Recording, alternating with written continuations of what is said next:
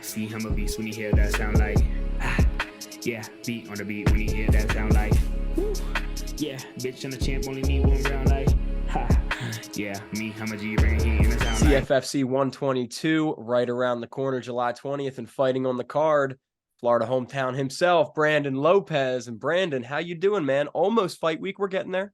Yeah, we're getting there, man. It's been awesome camp. I feel like it's just been one big camp, from my last fight to now. It's just kind of all been a huge camp and just learning experience, all the above. So it's been good, man.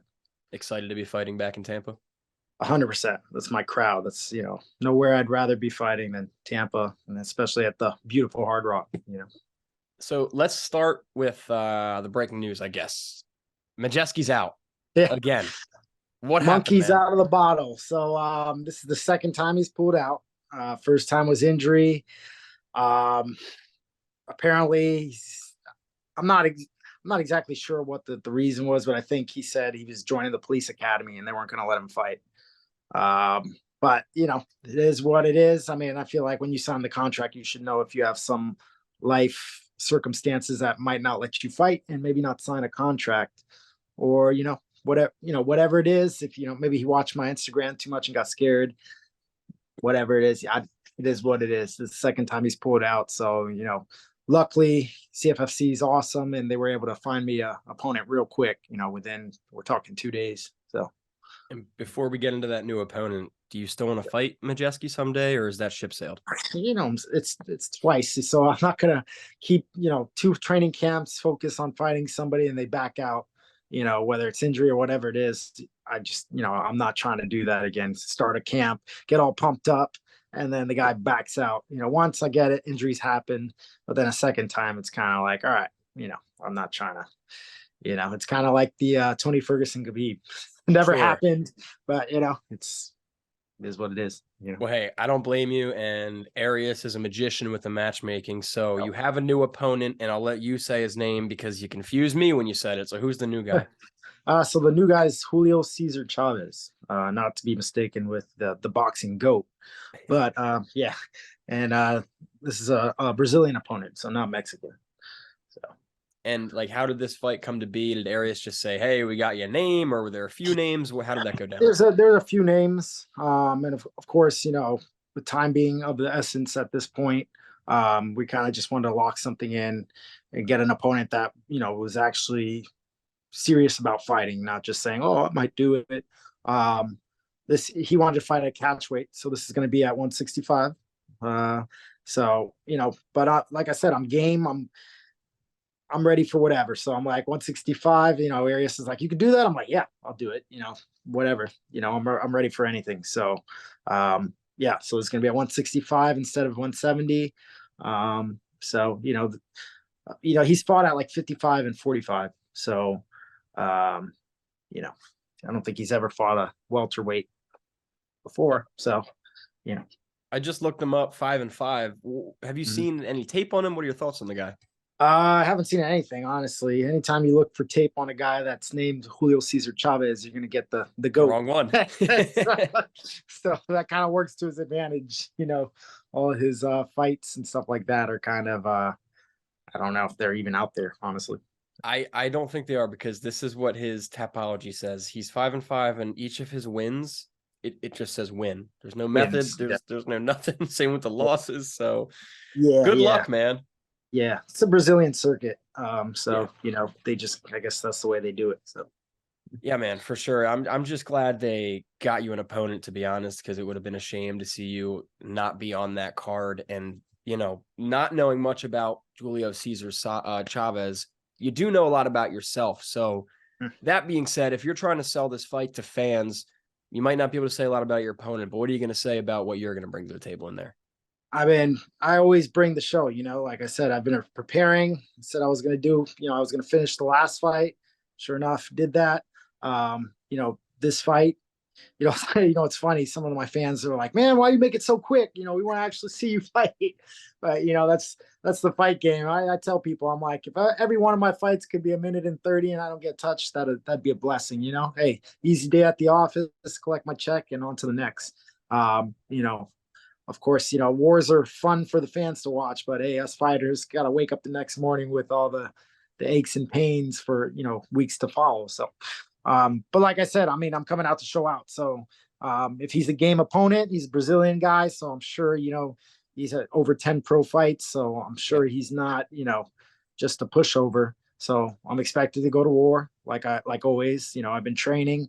So, I'm gonna put on a show for my fans again. If the finish comes quick, awesome. If the finish doesn't go and it's a grueling 3-rounder, then strap up because I'm ready to perform and do what I have to do to win. So I don't know much about him, but I know I'm ready. We've been working on the tools, still in the lab, getting better every day.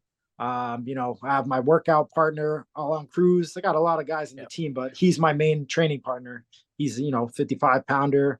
I'm right around there. So we push each other every day in practice. Iron sharpens iron. So, having a Bellator fighter, ex-UFC guy that's, my training partner makes me want to be better. And, so I see it every day at practice. And when I tell myself, I'm like, this is who I train with. I need to be in that caliber when I fight. So I'm kind of already past all right, the regional scene's awesome. I love CFFC, but my mentality when I go to fight now is this is the level I'm at. So I want it to be known that all my opponents I fight, I'm taking them out quick, easy day, and we're moving on to the next because we got goals to do. I'm trying to get to the big shows. So that's just the mentality I have now. And am I mistaken? Was last time out your like lightweight debut, or was that at welterweight? The last fight was at welterweight. It was at welterweight. Correct. Okay. So you're done with lightweight, right? Like welterweight's the future there. I mean, like I said, I'm ready for whatever. I always say I'm ready to go welterweight. I'm ready to go lightweight. Lightweight might not happen in the regional scene, but it's definitely coming in the future. But if I get a 155 title shot, after this fight, guess what? I'm on 155. So I'm kind of in that spot between welterweight and 155 that I can make either. Right. Welterweight's a pretty easy weight cut for me, but I'm still a big welterweight. Lightweight's going to do a little more work, but I can make it. So, that's why the 65 is like, that's fine. I'll do it, so, wherever the title shot comes, 70 or 55, I'm game for it. So, and you're currently on a big 2-fight win streak, looking to make it 3. Last time out in our interview, you were like, yeah, man, been working the Bang Muay Thai system. We saw it on display. You look great. So my question is, this camp, what have you been working on? Anything new or just sharpening the tools? Just sharpening, like I kind of said last time, we're just kind of stick to the basics, make sure that I'm a complete martial artist everywhere. But just really adapting that Bang Muay Thai system. Vince McGinnis, he's a black belt in the Bang Muay Thai system. Bas Rutten system, it's a great system. Dwayne Ludwig. So it's just a great, stand-up system. So and it does take a little bit to get used to because it's not like every other fighting system. So just to get comfortable with that and just be comfortable on my feet. I already got the grappling pedigree, so I'm not always that worried there. If it comes there, that's cool. But just being comfortable on the stand-up and doing the small basics that, people forget or just never learned. So, and like I said, I'm always trying to display that. So, if the knockout comes on the feet, I got a couple little tricks that we've been working. So, hey, if we stand for long enough and he doesn't want to take a shot, then cool. Like I said, I'm gonna stand and bang. So, and who's in the corner? Is Aalon coming with you? Yep, I got Aalon and Vince McGinnis. So they're gonna be my 2 corner guys. Last time they had to go out to Hawaii for Alon's fight, literally on the same time mine. So, so I'm glad that I'm gonna have my 2 coaches there. For this fight, that's a big thing for me. To have coaches. Yep. Yeah, no, and I was just gonna say, like, this will be 3 in a row, man. Like that's a lot. 3 in a row. You got some weight behind you now. You can say, I want that title shot. You can say, hey, let's start hunting at PFL, UFC. So what's next, man? If everything goes your way, how's it go down? Like I said, 3 fight, and then I'm going to look for that title. But, at the same time, if PFL, Bellator, or the UFC, they're constantly looking for guys. So that'll put me at the 7-5 mark. And, there's a lot of fighters with that many fights that are getting signed to these organizations. So, I feel like I'm at that level. So if the call comes, then, hey, I'm going to answer it and I'm going to show up. because that's, what I've been working for. And I think it's about that time to get to that next level. So if the title shot doesn't come for CFFC and I get a call from the big leagues, I'll go to the big leagues, but I'll stay at CFFC and search for that title. So, And I know you prefer welterweight, especially on the regional scene, you said, but the lightweight title's on the line the same night you're fighting. Are you looking at that fight at all? I'm looking at that fight, and there might be a little call out after my fight. I don't want to spoil alert, but hey, I'm definitely going to be watching that very closely. Who do you think takes that one, Gunnison or Whately? I don't know too much about either of them, honestly, but I'd like the champ to keep his title. So say less, man. I'll be listening for that call out. And then my last question really is, everything goes well, you stay healthy, God willing. What's your ideal timeline to fight again? You want to fight again in 2023? I'll fight again in 2023. I'm going to take, some time off, not time off from training, of course, but just some time from competing just to get even better. Having 2 fights within 3 months is kind of, it was doable because I didn't sustain too many injuries and stuff like that. But I do want to get back in the lab again and just better myself, especially if I'm trying to get to that higher caliber. I think I have room for improvement in a lot of other areas. So, we'll get this win, talk to my coaches, take a month or 2 off from competing, but stay in the gym, and then kind of, let's see what happens from there. If you get the call from the bigger leagues or, title shot or whatever, comes up, I'm ready for it. And, dude, like this is just a compliment to you, because I interviewed tons and tons of fighters from UFC to Cage Fury to everything in between. And I don't know if I've ever met a fighter who's as calculated as you are when it comes to training, right? You have a grappling background and you're fully dedicated to this Bang Muay Thai now. And I don't know how many fighters say, you know what? I'm in a great spot. I'm going to get a big win. I'm going to call my shots, but I genuinely need to go back, train, and get even better. So, like, where does that come from? Where does that, like, hard work, determination to, like, literally perfect your craft come from? Honestly, it's just kind of like something that, from early back in my wrestling days, I was always grinding and training, trying to better myself. And that kind of carried on to my MMA mindset. And then even joining my new team with Kaizen, Vince is he really preaches that, stick with the basics and always be improving. Like, don't take too much time off. If you want, have the mentality that you want to be a world champion. He'll only spend his time on making world champions. That's what he says every time. If you don't think you're going to be a world champion, don't waste your time. You're in MMA is one of the toughest sports there is, if not the toughest sport. It's the hardest. And if you're just doing it for a hobby or because it looks cool, you're wasting your time. If you don't think you're going to be at the top notch and be a world champion, then why waste your time?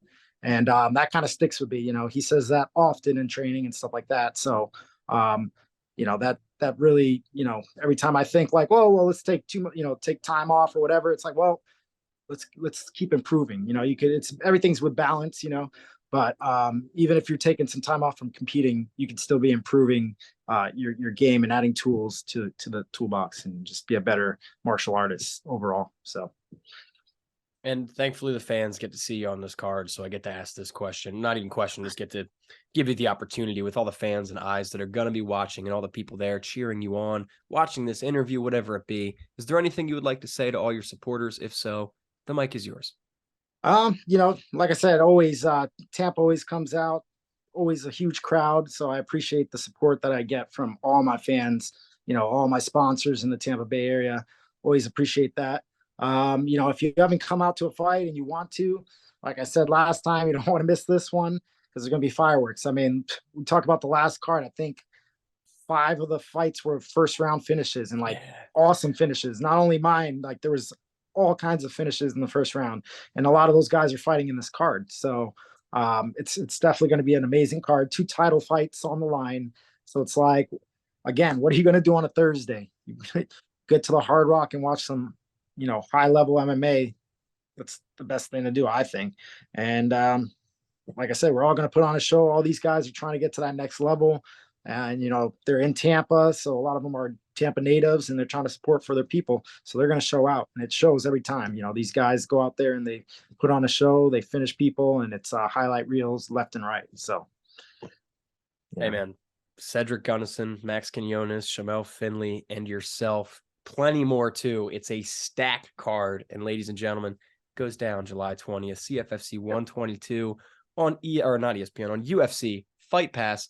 And don't miss Brandon Lopez. Get that W. Brandon, my man, thank you so much. And Appreciate it, brother. we'll do it again after that dub. Yeah, man. All right. Sounds good. Sounds good to me, Awesome. man.